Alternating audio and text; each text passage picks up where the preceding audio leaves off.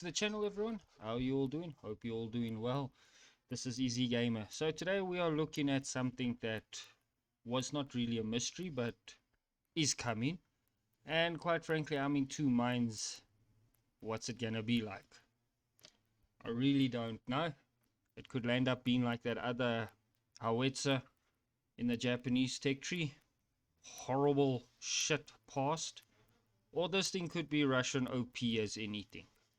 But what am I talking about? We've all seen the videos on YouTube. Everyone talking about it on Dev's server. It is the 2S3M self-propelled gun. USSR, rank 5. Now what is this? For anyone who doesn't know or hasn't watched any videos, this is a artillery piece used by the Russian army and in huge numbers. I was looking at it just now, and yeah, it was huge numbers that they manufactured these things and used them in. Every part of the Russian military was using this. They would have like 1,000 in frontline service and something like 600 in reserve in storage. This thing was widely used. It was a huge part of the Russian doctrine, and Stalin himself had said that this was the god of war. So I don't know, maybe this, I wouldn't put it like this, the hammer of the war god. I would say god of war. Yeah, so this thing was, and it was exported to every pupil state that wanted it. So everyone that thought he was a communist friend got one for free. It was buy a communist chocolate and get one of these for free. So yeah, let's go through it. The hallmark of the late Soviet propelled artillery, the 2S3M Acacia SPG, arrives in-game with the upcoming Winged Lines update. Now, my problem, let me just touch on this, that I've got with these things. It's actually an artillery piece. But going off my own country's experiences with our artillery pieces that we made, our wheeled artillery pieces, they were also very effective. And also going back further with South Africa's involvement in World War II. In the mid-war, late end of the war, we started realizing the 25-pounder that we were using was very much useless. It was outranged, it was old, it wasn't accurate. So a lot of South African artillerymen turned it into an anti-tank gun with great success at knocking out German armored vehicles. So I've always said, if Gaijin is going to implement this, because you can't implement these things in the way that they were intended as artillery piece, they should implement them as tank destroyers.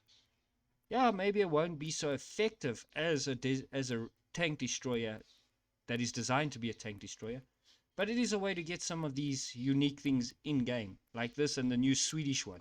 That one's going to be a bomber. But yeah, we will do that, a video on that one. But that's my thought. Don't designate them as a SPG, because you can't play them as a SPG. There's no mechanics in game to play it in that role. Designate them as a tank destroyer. End of story. But let's get into what these people have to say. Then I'm going to go over some history with this vehicle. So it's a powerful 152mm howitzer cannon. Yeah, we know. Mechanized ammo rack. Yeah, but it's only something like 12 rounds or something. Self-entrenching equipment. Yo, boo, woo. What's that going to help you? You are so thinly armored. You just look at this thing and it will explode. Lightly armored. There, what I just said. But let's look at this camo. This camo is very nice. Very, very nice camo. This greed is also nice. It really shows the ruggedness of this vehicle. With the release of the next update, Winged Lines, the 2S3M will become SPG with the USSR. Vehicle Research Tech Tree rank 5. Late Soviet propelled artillery with favorable armament. With an engine component featuring a rotary turret. Mechanized ammo rack for 12 rounds that provides a rate of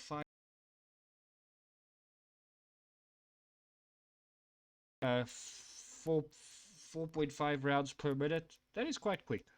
I mean, some tanks are even slower than that. So you should be able to load some lead down range.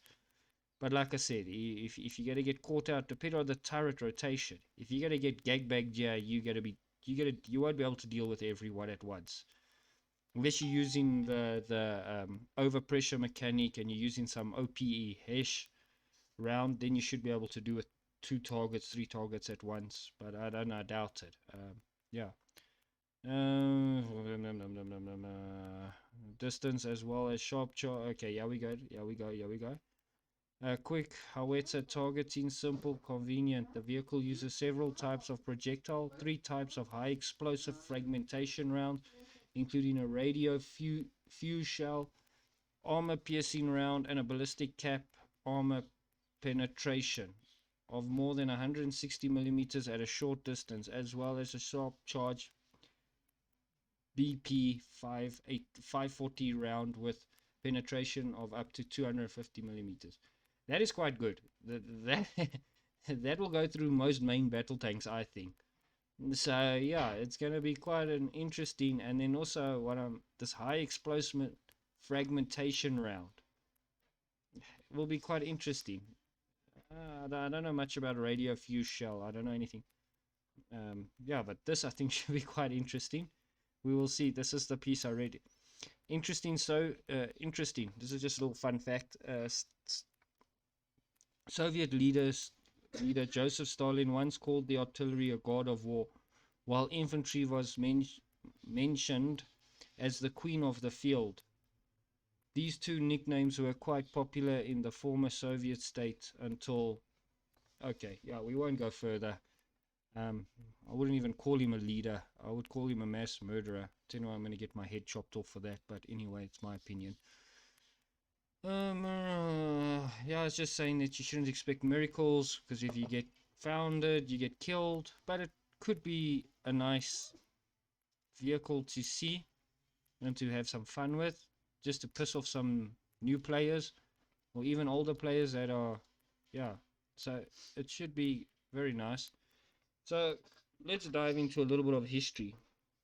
I'm going to quickly read this and then we will go through some stats. Known as the 2S3 Acacia in the former Soviet Union, the designation, the M1973, is a US Army term. 18 vehicles were deployed as support for each tank division and motorized rifle division. The Red Army,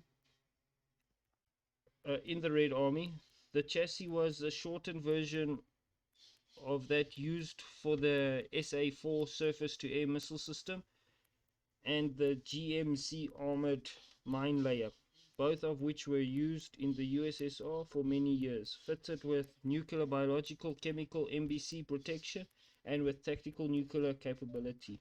That you'll never get in game, but yeah, okay. Vehicle was not equipped with amphibious operational during operations. It was normally for 2 of the crew to stand at the rear and feed ammo. That's with most artillery pieces. Handling fell projectiles via the hatch, whole rear. The M1970 was provided popular vehicle among Soviet flying states and was exported to Iran, Serbia, Yugoslavia, Azerbaijan. Anybody that was a Soviet communist friend would receive one of these as a Christmas present. So everyone used it. There's no secret. This thing was produced like a Volkswagen. It was all over the world and quite a nice vehicle, actually. I do agree. Yeah, we've got, you can gradually speed up your research of the vehicle on this vehicle with the IS-6. So it looks like it's for sale on guide on the store. This kit includes IS-6 tank, premium account for 7 days, 1,000 golden eagles, but no price. So yeah, country of origin USSR, crew 6, but it will only have, I think, have 4 in game. Weight was 24,945 kilograms. Length 8.40 meters. Width 3.20 meters. Height 2.8 meters. Range 300 kilometers. Armor was 15 to 20 millimeters. Armament 152 millimeter gun, 6 inches. 7.2 .62mm anti-aircraft machine gun. One V12 diesel engine developing 520 HP or 388 kilowatts. Maximum road speed was 55 kilometers. Folding 1.5. Vertical obstacles 1.10 meters. Trenches 2.50 meters. So it was quite a beefy machine, quite a big machine. And at 55 kilometers on a paved road, it's not too bad. Not a sluggish machine for 24 tons. Yeah, really, 25 tons. It's not a sluggish machine either. You actually can't believe this thing weighs 25 tons. It's amazing, actually. But yeah, so that's all on the War Thunder front for today. There is another video that I'll upload about it. Boy, I can't remember what it was now. It was something. So yeah, thank you for watching. Don't forget to hit the like. Don't forget to hit the comment. And don't forget to subscribe. Keep well, and I'll see you guys on the next one. Goodbye.